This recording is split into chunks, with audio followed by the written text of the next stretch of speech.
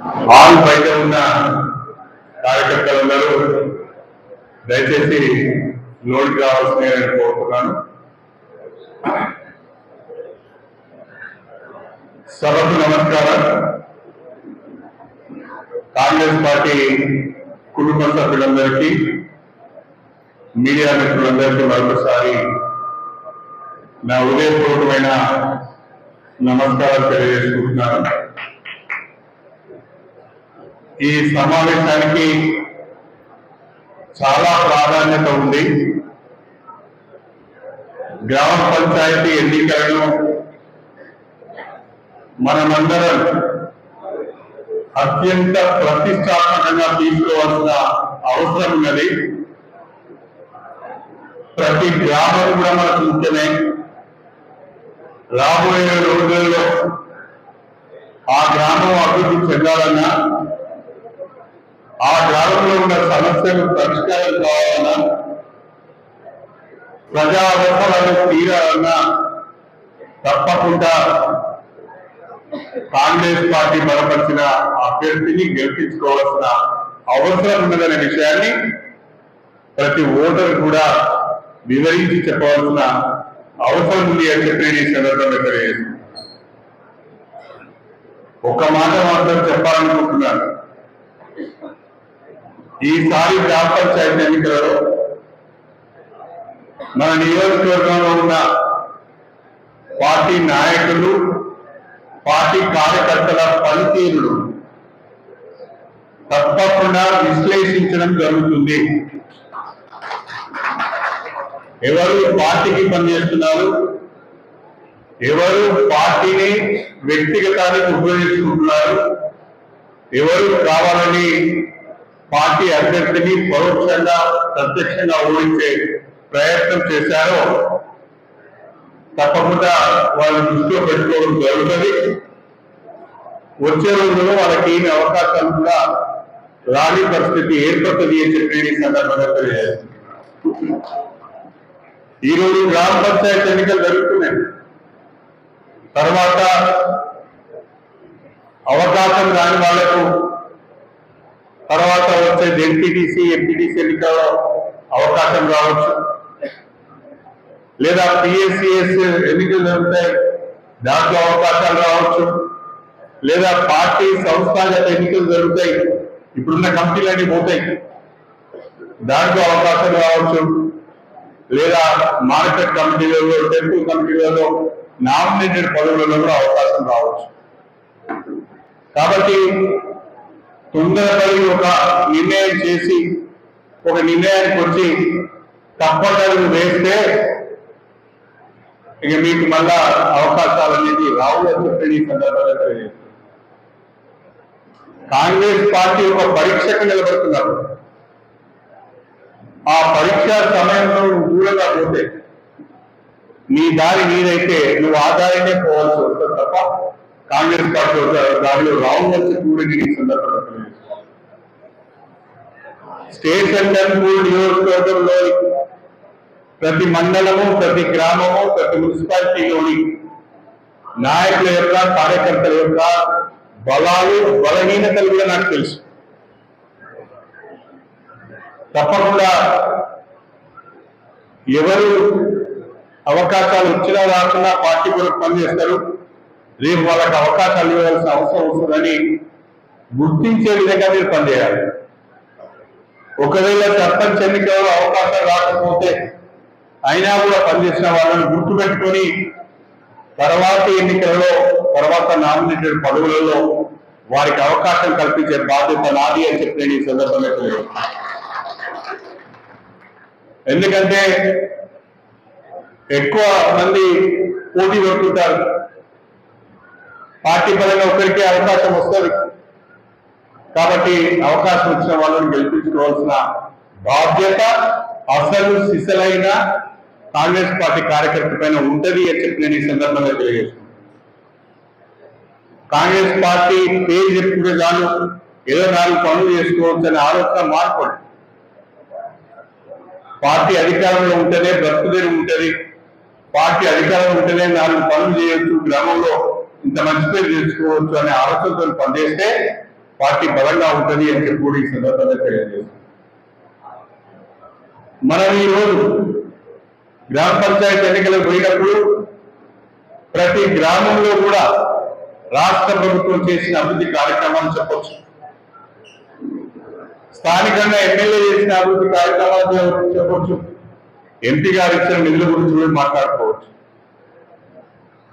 మనం ఎక్కడ కూడా ఏ ఒక్క కాంగ్రెస్ పార్టీ కార్యకర్త కూడా తలవంచుకునే తప్పుడు పనులు మనం చేయలేదు. ఏ ఒక్క కాంగ్రెస్ పార్టీ కార్యకర్త కూడా ముఖం చాటేసుకునే తప్పుడు పని మన ప్రభుత్వం చేయలేదు. ఎక్కడికైనా డల్లా ఎగిరేసుకొని పోవచ్చు.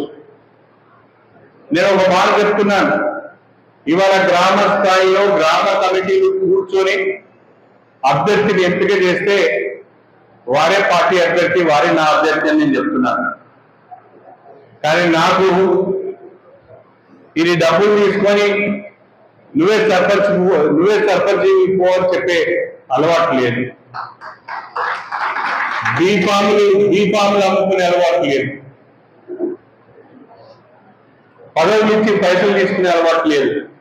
మీరు 2 సంవత్సరాల నుంచి చూస్తున్నారు. గతంలో నా ఇంట ఉన్న వాళ్ళు చూశారు, ఇప్పుడు మీరు చూస్తున్నారు.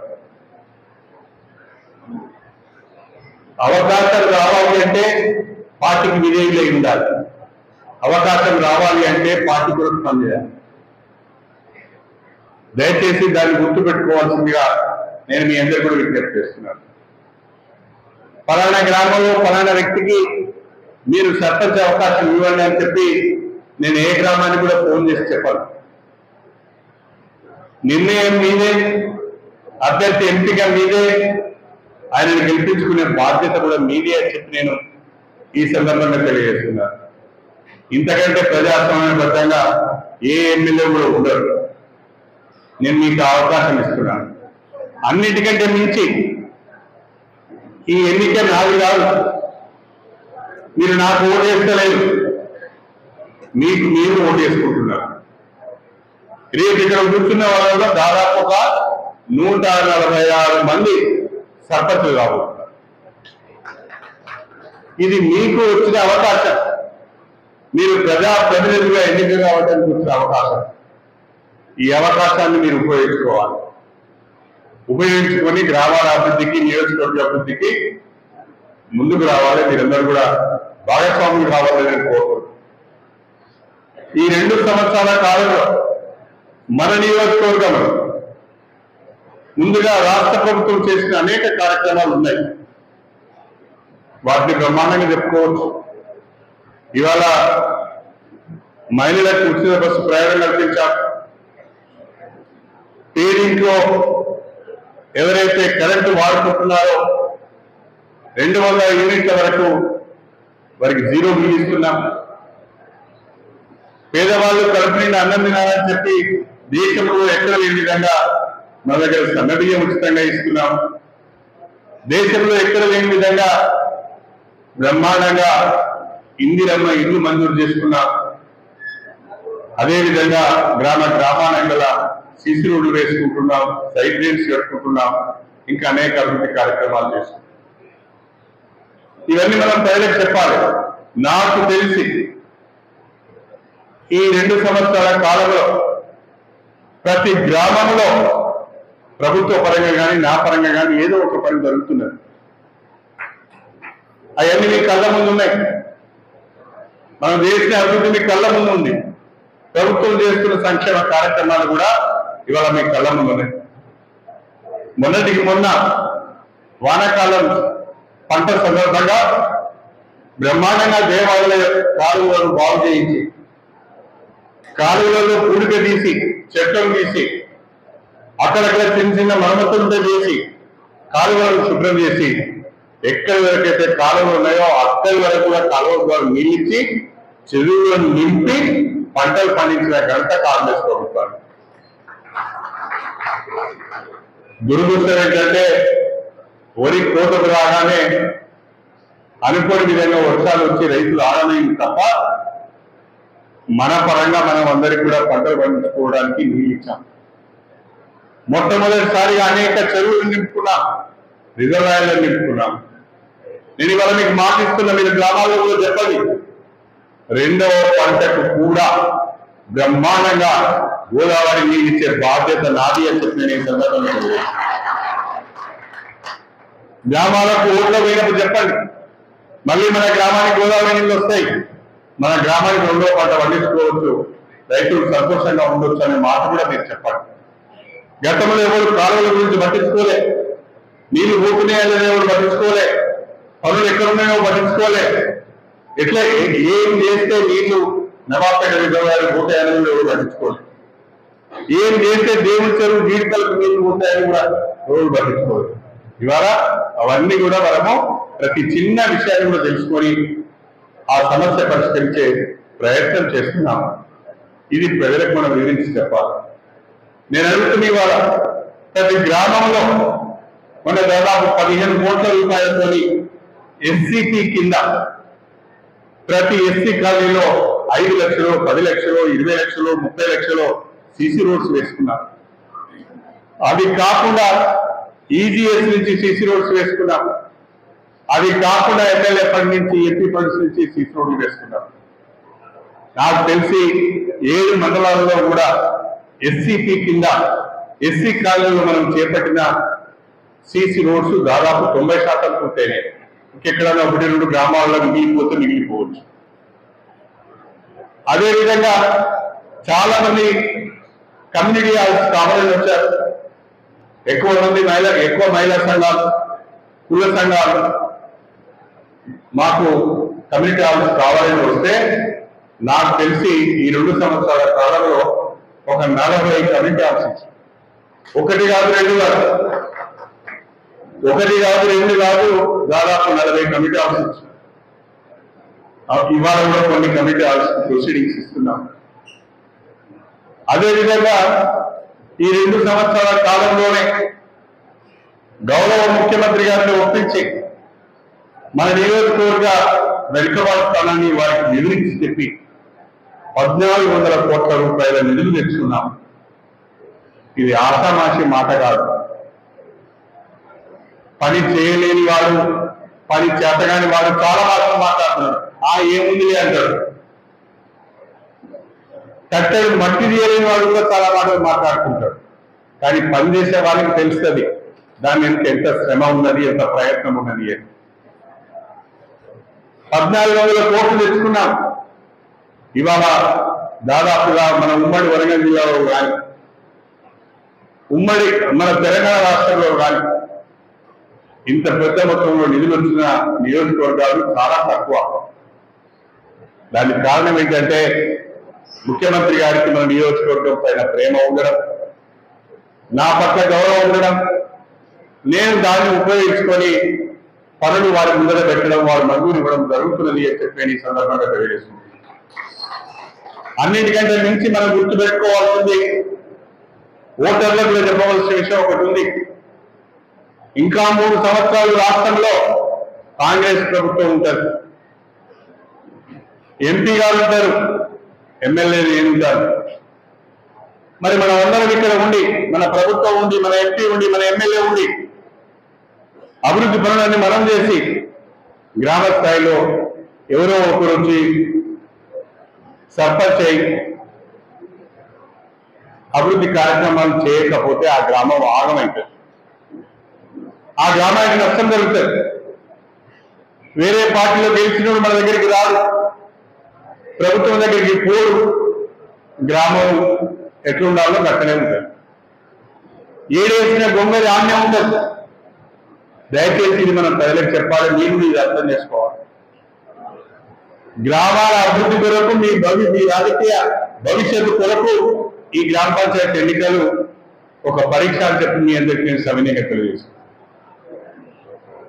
దయచేసి ఈ విషయాలు మనం ప్రజలకు వివరించి చెప్పవలసిన అవసరం ఉన్నది. రాజకీయాలలో చిన్న చిన్న అభిప్రాయ భేదాలు ఉంటాయి. రాజకీయాలలో నాకు ఈ అవకాశం కావాలని కోరుకోవడం తప్పులేదు. రాజకీయాలు చేసేదే అవకాశాల కొరకు. కాబట్టి ఇది నాకు కావాలని కోరుకోవడం తప్పులేదు. కానీ 10 మంది ఉన్నప్పుడు ఆ 10 మందిలో మెజారిటీ సభ్యులు పలానా వ్యక్తి అయితే బాగుంటుంది అన్నప్పుడు దానికి మనం ఒప్పుకోవాలి. మొండిగా భావించదు. ప్రజాస్వామ్యములు మెజారిటీ లా, మెజారిటీ ఏదైతే చెప్తారో దాన్ని మనం ఫాలో కావాలి.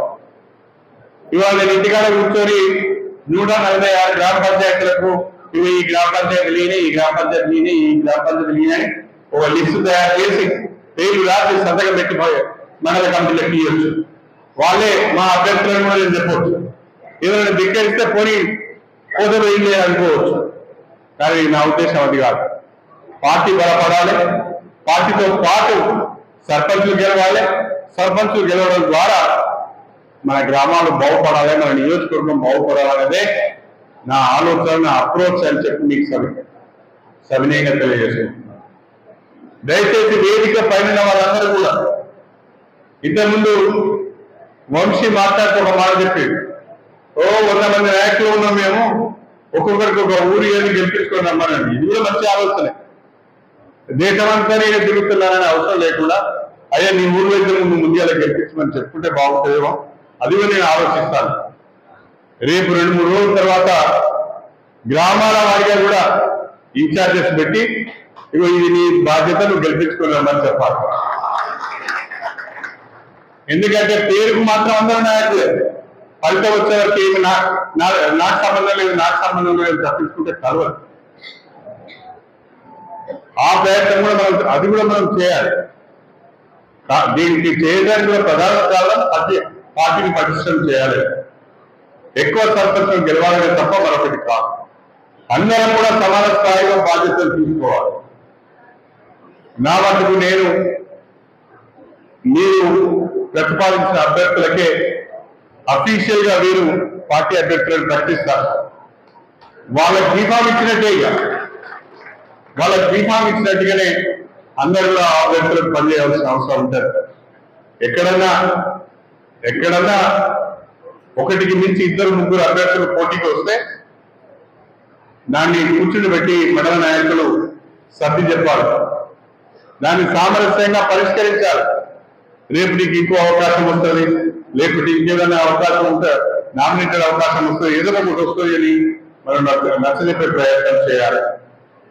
తప్పకుండా ప్రతి గ్రామంలో 2-3-4 5 నాకు ఇలా సంతోషం. ఒక 4 గ్రామాల నుంచి ఏకగ్రీవంగా వస్తున్నాయి పేరు. ఇక మా గ్రామం నుంచి మేము ఏకగ్రీవంగా, మా రిజర్వేషన్ కింద మేము ఏకగ్రీవంగా ఈ పేరు పెట్టుకున్నాం. ఆ రకంగా వస్తే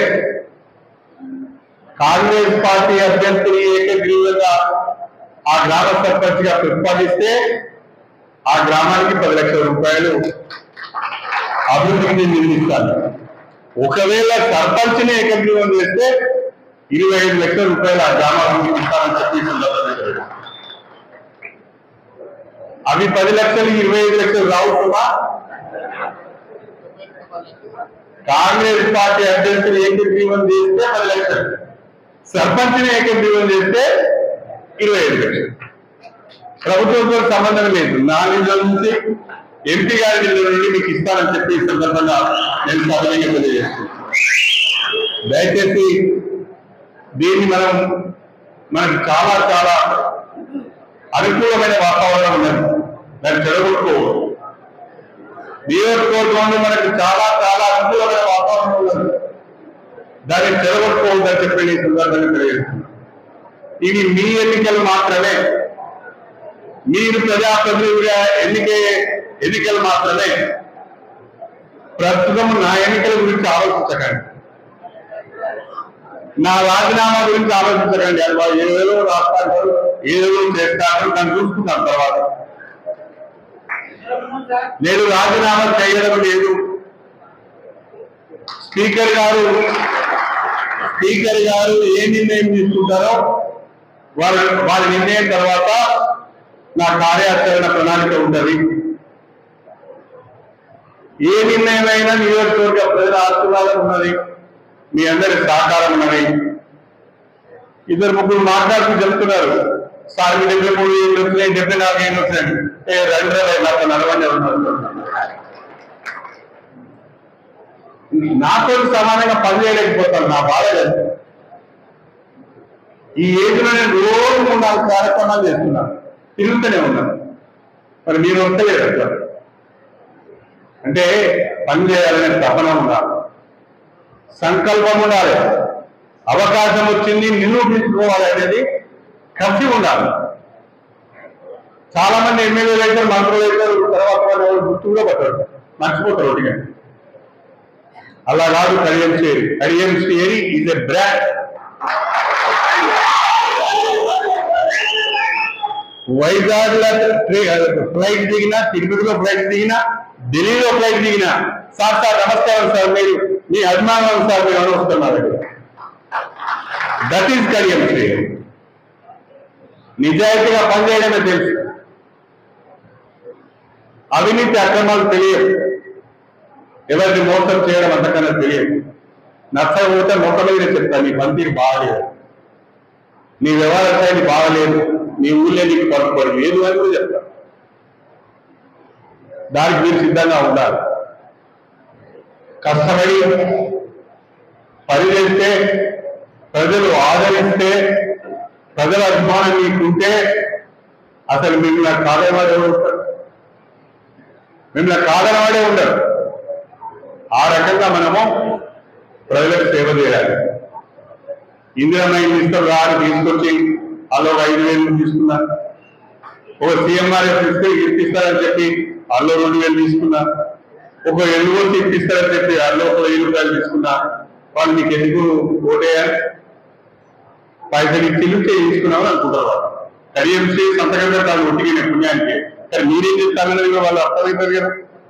కానీ నాకు సంతోషకరమైన విషయం ఏంటంటే, నేను వచ్చిన తర్వాత ఈ 2 ఏళ్లలో అలాంటి వార్తలు నేను వినడం లేదు. నాకు చాలా సంతోషం. ఆ రకంగా సహకరిస్తున్న కాంగ్రెస్ పార్టీ కుటుంబ సభ్యులందరిలో చేతులు ఎత్తి నమస్కారం చేస్తున్నాం. ఎందుకంటే మనం సేవ చేయడానికి వచ్చాం, మనకు అవకాశం వచ్చింది. ఆ అవకాశాన్ని సద్వినియోగం చేసుకోవాలి, 10 మందికి మనం ఉపయోగపడాలి. దయచేసి ఈ విషయాలను కూడా మీరు పరిగణలోకి తీసుకోవాలి. రాష్ట్రంలో జుబ్లీ చరిత్రలు చూశారు. మామూలు విష ప్రచారం చేయాలి బీఆర్ఎస్. అయిపోయింది బీఆర్ఎస్ గెలుస్తాను. తెల్లారు లేకపోతే సోషల్ మీడియా తీయంగానే జుబ్లీ ఇస్తూ బీఆర్ఎస్ గెలుస్తానని విపరీతమైన విష ప్రచారం చేసింది. ఏమైంది? రేవంత్ రెడ్డి గారి నాయకత్వంలో 25,000 ఓట్ల మెజారిటీతోని మనం జుబ్లీ హిల్స్ గెలిచినాం. చాలా అది పట్టణంలో బీజేపీ బలంగా ఉంటుందని అనుకునే ప్రదేశంలో బీజేపీకి డిపాజిట్ కూడా రాలేదు. మన నియోజకవర్గంలో కూడా బీజేపీ ఏం లేదు. మొన్న ఏదో ఎంపీ ఎన్నికల మీద ఓట్లు పడ్డాయి, ఇప్పుడు ఏం పడాయి. ఒక గ్రామ పంచాయతీలో బీజేపీ గెలవదు. దాని గురించి పెద్దగా మనం ఆలోచన చేయాల్సిన అవసరం లేదు. మన పోటీ అంతా బీఆర్ఎస్ తో. ఆ బీఆర్ఎస్ కూడా నాయకత్వం సంగతి మీకు ఎరికే. వాళ్ళు ఎవరి పేర్లు తీసుకోదలుచుకోలేదు, పెద్దవాళ్ళని చేయదలుచుకోలేదు. ఎవరిని కూడా నేను పేర్లు తీసుకోవడం మర్చిపోయి సంవత్సరం అయింది. ఈ మధ్యన ఎవరి పేరు కూడా తీసుకుంటలేండి.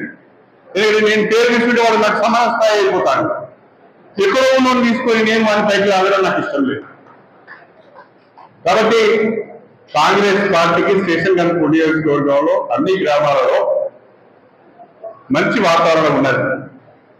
వేదిక పైన ఉన్నోళ్ళు, వేదిక ముందు అందరూ కూడా కాస్తో కూర్చో కాదు, మెజారిటీ మేరకు కడియం సిఏని లైన్ లో పనిచేస్తున్నారు. గతంలో ఏం చేసి లేదు కానీ ఇప్పుడైతే కడియం సిఏ లైన్ లో పనిచేస్తున్నారు. ఇందిరమ్మ ఇళ్లలో గతంలో డబుల్ బెడ్రూమ్ ఇళ్లలో డబ్బులు ఇస్తున్నారని ప్రచారం జరిగింది. కానీ 3,500 ఇల్లు ఇచ్చింది మన నియోజకవర్గంలో. ఒక్క ఊళ్ళో కూడా పలానా వాడు నాకు ఇందిరమ్మ ఇల్లు చేయడానికి డబ్బులు తీసుకున్నారని ఒక్క కాంప్లైంట్ రాదు. ఇది చాలా సంతోషకరమైన విషయం. దయచేసి నేను మీ అందరినీ పూర్వం చెప్పలేదు. బ్రహ్మాండమైన వాతావరణం ఉన్నది, ప్రజలు మన వైపు ఉన్నారు. కొంచెం మీరు కష్టపడండి. మన మధ్య ఉన్న అభిప్రాయ భేదాలను, స్వార్థాన్ని కొంచెం పక్కన పెట్టండి. గెలిచే వ్యక్తి, నీకంటే మెరుగైన వ్యక్తి గ్రామంలో ఉంటే ఆయనకు అవకాశం ఇవ్వండి, గెలిపించండి. తర్వాత మీకు ఏదైనా అవకాశం వస్తే తీసుకోండి అని చెప్పి నేను ఈ సందర్భంగా తెలియజేస్తాను. ప్రతి గ్రామంలో, ప్రతి గ్రామ పంచాయతీకి ఒక అబ్జర్వర్ ఉండే విధంగా కూడా నేను ఏర్పాటు చేస్తాను. ఆ అబ్జర్వర్ మీ పనితీరు కూడా అబ్జర్వ్ చేస్తుంటాడు. మీరు నిజంగానే పని చేస్తారా, డ్రామా చేస్తారా? ఏదో మీ దగ్గర చేసి కింది నుంచి ఏదైనా పొగ వస్తుందా, ఏదైనా బోరేలు వస్తుందా అనేది కూడా తెలిసిపోతుంది. ఇవన్నీ కూడా చాలా క్షుణ్ణంగా పరిశీలించడం జరుగుతుంది. కాబట్టి మనందరం కూడా మన నియోజకవర్గాన్ని అభివృద్ధి దిశలో ముందుకు తీసుకుపోవాలంటే స్థానిక సంస్థల ఎన్నికల్లో కూడా బ్రహ్మాండమైన మెజారిటీతో మనం గెలవాలి. గెలిస్తే కొత్త ఉత్సాహం, కొత్త ఊపు వస్తుంది. ఆ ఊపుతోని, ఆ ఉత్సాహంతో మరింత పనిచేసుకోవడానికి అవకాశం ఉంటుంది. కాబట్టి మండల కమిటీ రేపటి నుంచే మీ యొక్క ప్రయోగం, మీ యొక్క ఎక్సర్సైజ్ ప్రారంభించాలి. మీ మండలంలో ఉన్న గ్రామాలు, మండల కమిటీలు, మండల సమన్వయ కమిటీ సభ్యులు, మీ మండలంలో ఉన్న గ్రామాలు, ఆ గ్రామాలలో వచ్చిన రిజర్వేషన్స్ దాని ప్రకారం ఎవరైతే బాగుంటుందో మీరు కూడా ఎక్సర్సైజ్ చేయాలి. గ్రామ కమిటీలు కూడా మాట్లాడాలి, వాళ్ళ మీటింగ్ పెట్టుకొని ఒక నిర్ణయం చేయమని చెప్పాలి. రేపు 26, రేపు 25, ఎల్లుండి 26 వరకు మండల కమిటీలు, సమన్వయ కమిటీ సభ్యులు మీరు ఆ ప్రతిపాదనని కూడా నాకు అందజేయాలని చెప్పి నేను కోరుతున్నాను. ఒకవేళ ఎక్కడైనా 2 లేదా 3 మీరు షార్ట్ లిస్ట్ చేయాలి. కంటిన్యూ 21 మంది వ్యక్తులని 21 మంది లిస్టు నాకు ఇస్తే చేసేది ఏమి ఉండదు. అతనైనా 2 లేదా 3తో కూడిన ఏకగ్రీవం అయితే మంచిది, లేదా 2, 3 కూడి పెడితే 2 లేదా 3తో కూడిన ఆ పేరు నాకు పంపించాలి. నేను దాన్ని ఫర్దర్ గా ఒకసారి ఆలోచన చేసి సమాచారాన్ని తీసుకొని ఫైనలైజ్ చేసి మీకు పంపిస్తాను. దయచేసి మండల కమిటీలు, మండల సమన్వయ కమిటీ సభ్యులు గ్రామ కమిటీల సమావేశాలు ఏర్పాటు చేసి వాళ్ళ దగ్గర నుంచి ప్రతిపాదనలు తీసుకొని మీరు కూడా వాటి మీద ఎక్సర్సైజ్ చేసి వాళ్ళు ఒక 4-5 పేర్లు తీస్తే మీరు మీకున్న అవగాహన మేరకు, రాజకీయ అవగాహన మేరకు వాటి ఇంకా షార్ట్ లిస్ట్ చేసి ఎంత తక్కువ షార్ట్ లిస్ట్ చేసి నాకు పంపిస్తే అంత మంచిది అనే విషయాన్ని ఈ సందర్భంగా తెలియజేసుకుంటూ మీ అందరికీ కూడా మరొకసారి పేరున హృదయపూర్వకమైన అభినందనలు తెలియజేస్తున్నా. రేపు ఇది మన ఎన్నికలు, మీ ఎన్నికలు, మీరు ప్రజాప్రతినిధులు కాబోతున్నారు. దయచేసి అందరూ దీన్ని సద్వినియోగం చేసుకోవాలని చెప్పి కోరుకుంటూ మీ అందరి దగ్గర సెలవు చేసుకుంటున్నాను. అందరికీ నమస్కారం. జై కాంగ్రెస్, జై కాంగ్రెస్.